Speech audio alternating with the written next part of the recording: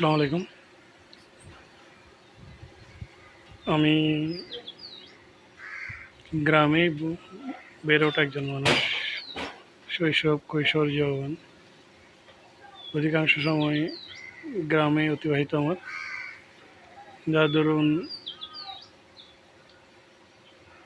হুজুরদের মাহফিলে যাওয়া আসা বা শ্রবণ করার একটা সুযোগ সুবিধা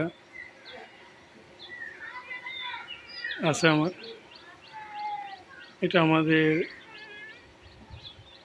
বিশেষ করে শীতকালে আমাদের মুসলিম সম্প্রদায়ের সংস্কৃতি হিসাবে মাহফিলটা যোগ হয়েছে। এখানে হুজুররা নানা ধরনের বয়ান করে থাকে।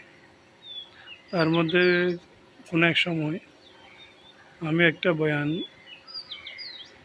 শুনেছিলাম, যদিও হুবহু মনে নেই, অল্প অল্প কিছু মনে আছে, তা আপনাদের সাথে শেয়ার করতে চাচ্ছি।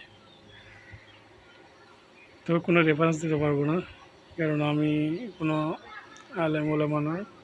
এটা কি হাদিস না কোরআন থেকে না কিছু থেকে তাও জানি না। তবে শুনছিলাম কোনো ওয়াইজে, স্মৃতিতে ভাষা ভাষা এখন আছে, তাই আপনাদের সাথে শেয়ার করতেছি। মাহফিলের অংশটা হচ্ছে আমাদের হযরত মুহাম্মদ মুস্তাফা সাল্লাল্লাহু আলাইহি ওয়াসাল্লামকে একটি ঘটনা নিয়ে। ঘটনাটা হলো, একদিন হযরত মুহাম্মদ মুস্তাফা সাল্লাল্লাহু আলাইহি ওয়াসাল্লাম তার সাহাবীদের নিয়ে মসজিদে বসে আছেন। এমন সময় একজন মহিলা তার ছেলেকে নিয়ে হযরত মুহাম্মদ মুস্তাফা সাল্লাল্লাহু আলাইহি ওয়াসাল্লামের কাছে আসলেন। এসে বললেন, ইয়া রাসূলুল্লাহ, আপনার কাছে আমার একটা আবদার আছে। আপনি যদি অনুমতি দেন আমি আপনাকে আমার আবদারটা বলতে পারি।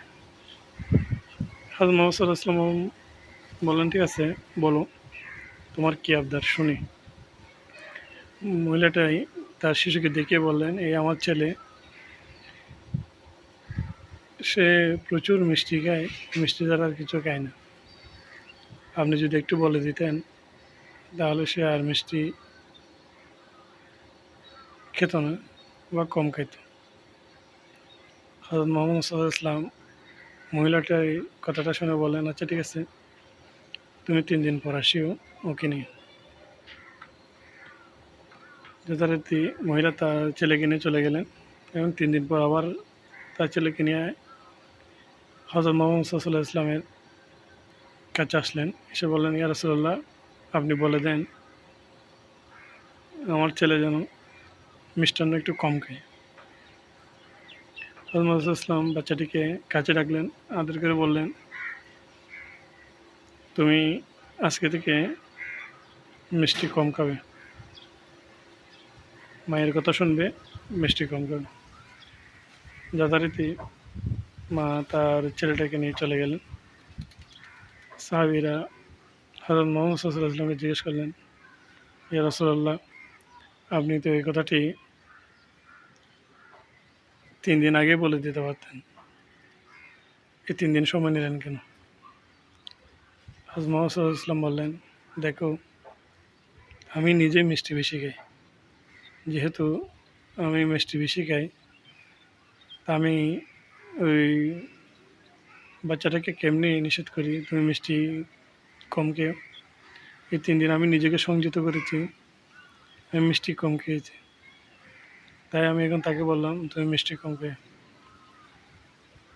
সুবহানাল্লাহ। এটা একটা সুন্দর শিক্ষণীয় কথা বা উপদেশ। যে জিনিস আপনি অন্যায়ভাবে ভোগ করতেছেন অথবা আপনি নিজেই করেন, যে অন্যায়গুলো অথবা যে অভ্যাসগুলো, যে বদ অভ্যাসগুলো আপনার মধ্যে আছে, তা আপনি নিজে পরিহার না করে অন্যকে যদি করতে বলেন, তাহলে জিনিসটা কেমন দেখে। সুতরাং প্রথমে নিজেকে সংশোধন হতে হবে, তারপর আরেকজনকে উপদেশ দেওয়া যাবে। ধন্যবাদ।